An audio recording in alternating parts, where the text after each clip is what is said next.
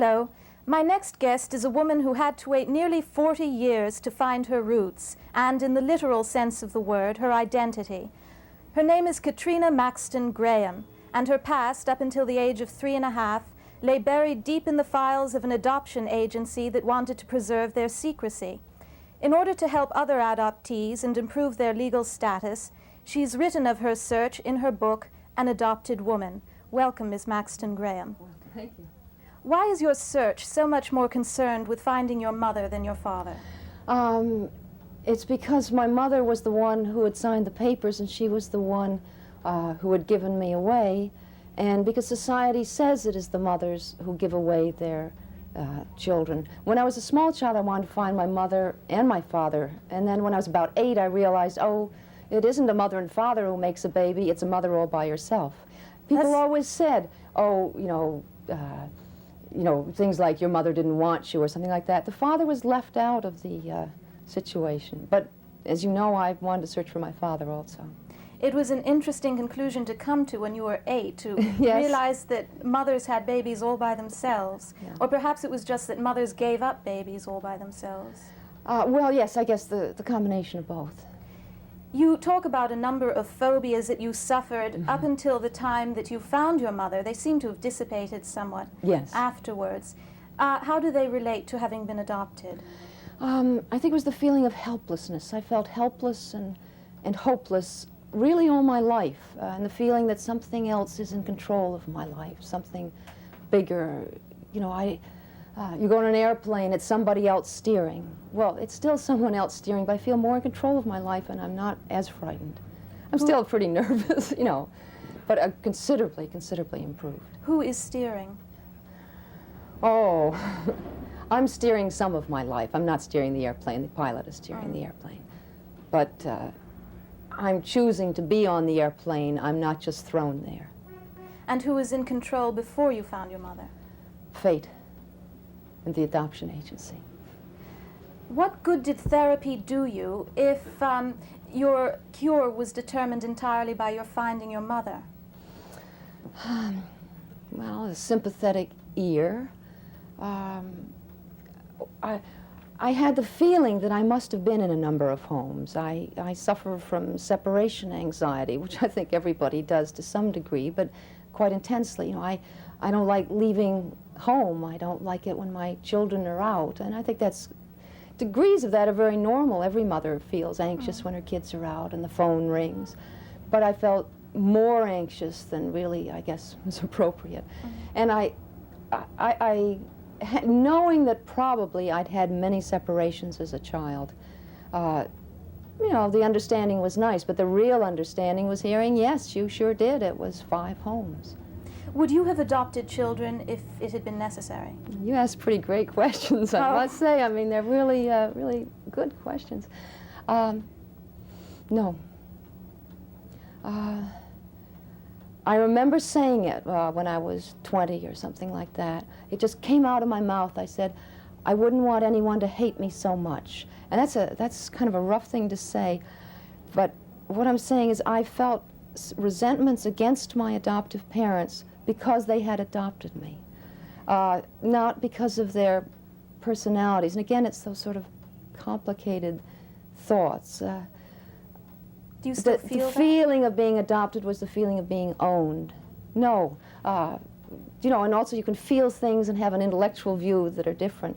Since I found my natural family, though my adoptive parents aren't alive, so I wasn't able to have the benefit that many adoptees do of having improvement. Even if it's real good, it's even better than the adoptive family after the adoptee is found.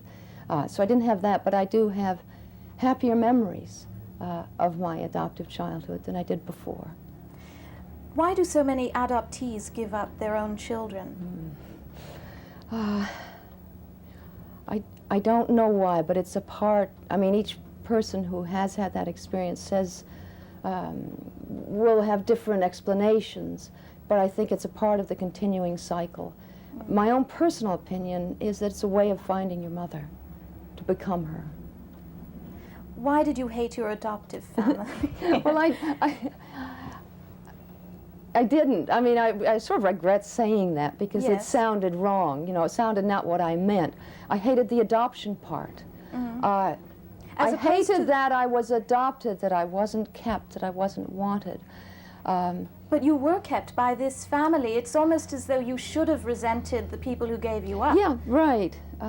Most of all, I resented myself. I hated myself. I felt that I was unworthy of being kept. But I did feel a sense of their ownership over me. And actually, my adoptive mother was extremely difficult and extremely unloving. But to say I hated her would be wrong. Did you acquire any of the traits of your adoptive family, do you think? I don't know. Sure, it's some, yeah. I haven't thought about it in so long. Interest in some things. I don't know. How did they feel about your search? Were they dead? Yeah, they would. Oh, Yeah, I right. They see. would not have thought it was a good idea. They believed in secrecy. So you really identified more with your natural mother.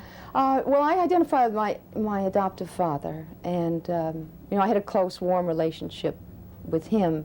But my adoptive mother really did actually never said a kind word. Since we've gotten into this, and I feel so bad about having been so negative, I feel I should explain there are reasons that I'm so negative, or somewhat negative. They really never said anything nice to me the whole time I was there. But I know I'm far. I forgot what you were saying. Well, I asked you which family you felt closer to. I see great similarities with my natural mother. We both do little things that should be environmental that are the same. We both keep notebooks. We both smoke very heavily. That's an we environmental read, activity. Yes. Yes, and these are the ones that I'm most similar in. I think that's curious. We like the same poetry, things like that. I didn't think that was innate. No, I didn't either. What do you write on forms that ask for a mother's maiden name? Oh, wow. That always confused me. Now when I am asked, you know, mother's name, I give both my mother's names. I say Josephine Ruth and Ernest Sam, because I have two mothers and two fathers. Do complications arise from that? Oh, I don't think anyone ever reads the forms. Probably not. You've written another book, Yeah. which also in some way relates to Yeah. adoption indirectly. It's Right. about unwanted pregnancies. Do you think the fact of your having been adopted is responsible for your being a writer? Yes, I think so. I always had the desire to be listened to, and no one listened when I was a child. What I felt as reality was not listened to, which is involved with the whole adoption thoughts. I mean, the real and the unreal. My natural family didn't exist. Well, now they do. There were so many lies, so many deceptions, and I think this desire to communicate my feelings that I found easier on paper. Do you think that you would have been less anxious about finding your natural parents if your own mother, your adoptive mother, had been more sympathetic? I think some of the intensity might have been less. I think if I had not had the 3 years of many, many homes, the intensity might have been less. But the desire to know what happened, why, your natural family, I think is there even in the most successful of adoptive homes. It is not a reflection, you know, sort of bad home when the adoptee searches at all. Do you think that your natural mother resented the fact she adopted you and perhaps couldn't have her own children? My adoptive mother? Yeah. Yeah, I think she had, yes, that sort of thing, the disappointment that I think an adoptive parent can feel. Even when it's most loving situation, the adoptive parent might feel, you know, I love my child so much, I wish I could have given my child this further thing, which is the genetic background as well. Did she have any of her own natural children? My adoptive mother, no. But you do have an adoptive brother? I've got two adoptive brothers, right? We're none of us related to each other. Did they search?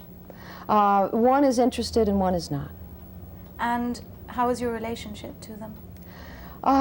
It's warmer and closer since I've found. I feel more, you know, they're my brothers because I choose it and I'm their sister.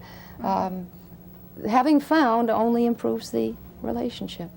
Do you now feel that all that intense anxiety was something of a waste of time? You were so concerned with feeling inferior And when one loses that feeling, one might feel that it had indeed been unnecessary and unjustified. I mean, look back on my life with much regret? Perhaps. I don't, because I don't wish to. I think it was a waste. I think it's a shame that I didn't know when I was 21, that I didn't have the freedom, that I felt, you know, continue to feel a helplessness. It would have been nice if I was 21, could go to the agency and be told my facts and be done with it.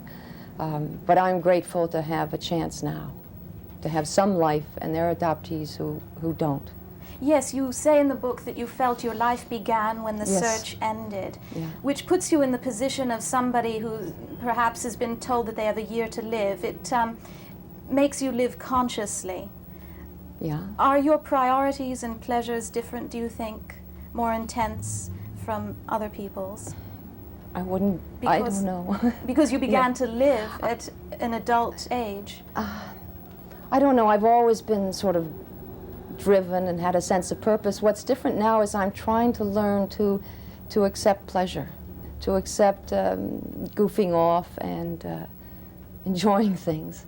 I've always been driven to work, to have a purpose, to justify being alive. And I think I'll always have some sort of purpose, but maybe I'll goof off a little too. Do your interests now relate to being adopted?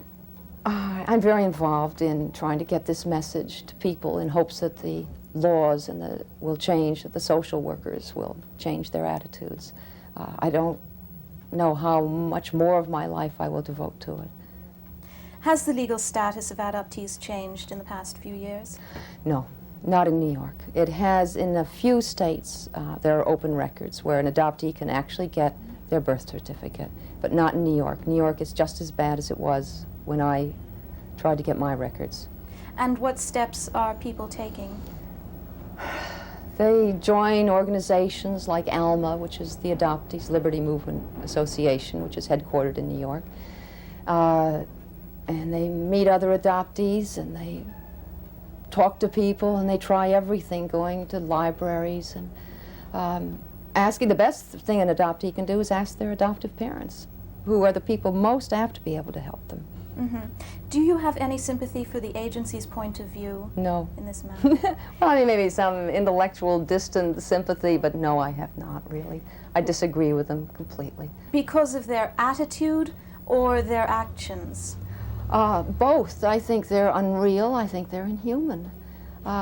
They listen to people in desperate need, and they believe what they want to believe. When I spoke with the social worker, when I went in there, naive, adopted person, I might as well not have had a personality and been there. The social worker has an attitude toward adoptees that we don't need to be present. They've predetermined what we think, what we're worth, and what the answers are. But on the other hand, they do have to preserve their own entity. They do have to assure future mothers that their identities will be kept private. No, they don't assure any mothers that their identity will be kept private. They really don't. There is no piece of paper says, I assure you. They assure the natural mothers nothing. I thought that was the purpose. They say it. They say it. I mean, you're right to suggest it. This is their claim, but it's not true. I see. When you see the relinquishment paper that a natural mother signs, and I have a friend who showed me your paper, it's similar to my mother's. I unconditionally surrender my child. It doesn't say I surrender it knowing you're going to keep my name from my kid if my kid is in need. Yes, I'm sorry, that's all we have time for. Thank you very much for being with us. I've been talking to Katrina Maxtone-Graham, the author of An Adopted Woman. Thank you for joining us. Thank you. Thank you very much for having me here.